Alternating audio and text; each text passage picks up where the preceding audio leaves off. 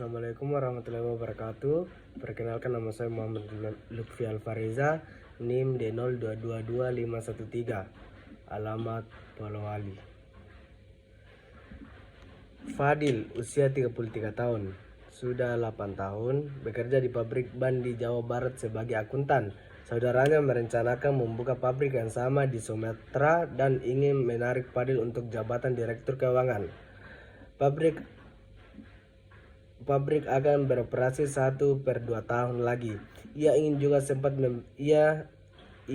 sempat mempersiapkan pabrik baru. Sesudah menerima tawaran ini, Fadil dengan sengaja mengurangi disiplin kerja sampai suatu tingkatan yang cukup mengkhawatirkan pimpinannya. Ia sering datang terlambat dan pulang sebelum jam kerja selesai. Kadang-kadang sama sekali tidak masuk kerja tanpa memberitahukan alasannya. Sudah beberapa kali ia tidak mengikuti rapat antar bagian, juga tidak menyelesaikan laporan bulanan yang lalu. Ia mengharapkan akan dipecat supaya mendapat pensangon yang cukup besar sementara menunggu pabrik di Sumatera selesai dan ekonomi keluarganya tidak terbengkalai. Soal nomor 1. Bagaimana hubungan antara disiplin kerja, tanggung jawab akuntan, dan moral? Jelaskan dalam ilmu lain yang juga membicarakan tingkah laku manusia. Jawabannya, dalam etika profesi, sebuah profesi memiliki komitmen moral yang tinggi yang biasanya dituangkan dalam bentuk aturan khusus yang menjadi pegangan bagi setiap orang yang mengembangkan profesi yang bersangkutan. Aturan ini merupakan aturan main dalam menjalankan yang mengemban profesi tersebut yang biasanya disebut sebagai kode etik yang harus dipenuhi dan ditaati oleh setiap profesi.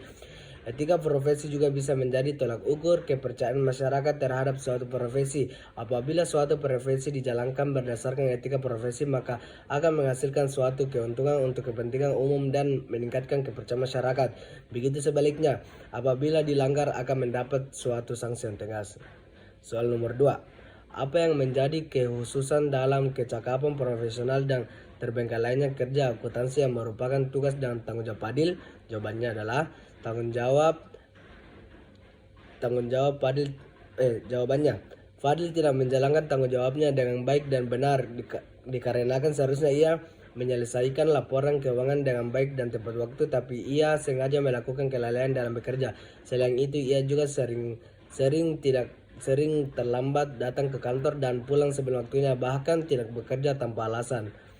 Integritas, artinya konsep konsistensi tindakan, nilai, metode, ukuran, prinsip, harapan, dan hasil.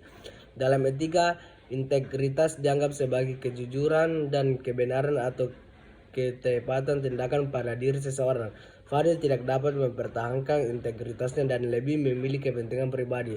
Seharusnya jika ia ingin memilih proyek dengan saudaranya, ia harus bisa keluar perusahaan dengan cara baik-baik tanpa merugikan orang lain. Soal nomor 3. Apa yang mencolok? Jika seorang akuntan memandang bahwa dalam famili bisnis akan ada masa depan yang lebih cerah daripada meniti karir di perusahaan lain, jelaskan jawaban saudara dengan sudut pandang etika bisnis. Jawabannya adalah, dalam dunia bisnis, etika adalah hal penting yang sangat diperlukan untuk membantu mengelola serta menjalankannya sebagai makhluk sosial. Tentunya kita tidak bisa hidup sendiri dan perlu menjalin hubungan dengan sesama.